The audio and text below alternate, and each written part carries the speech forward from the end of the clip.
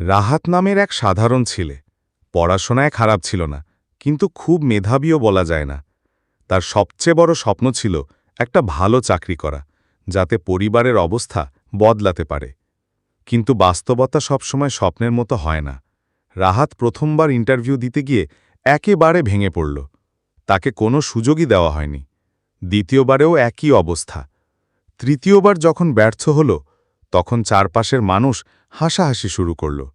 অনেকে বলল, তুই দিয়ে কিছু হবে না, এমনিও তোদের ঘরে কেউ বড় হতে পারে না।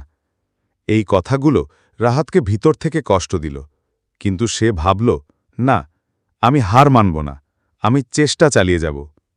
এরপর থেকে সে নিজেকে বদলাতে শুরু করল। যেসব জায়গায় ভুল করেছে সেগুলো খুঁজে বের করল। প্রতিদিন একটু একটু করে শিখতে লাগল।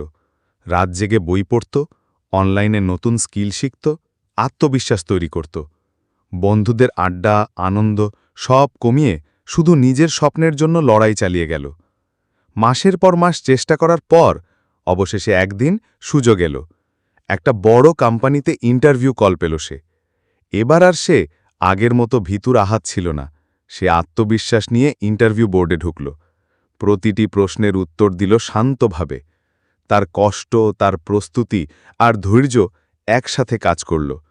ফলাফল এলো, রাহাত চাকরি পেয়ে গেল। যে ছেলেকে সবাই বলতো কিছু হবে না, সেদিন সেই ছেলেই প্রমাণ করে দিল যে পরিশ্রম আর ধৈর্যের কাছে কোনো ব্যর্থতাই বড় নয়।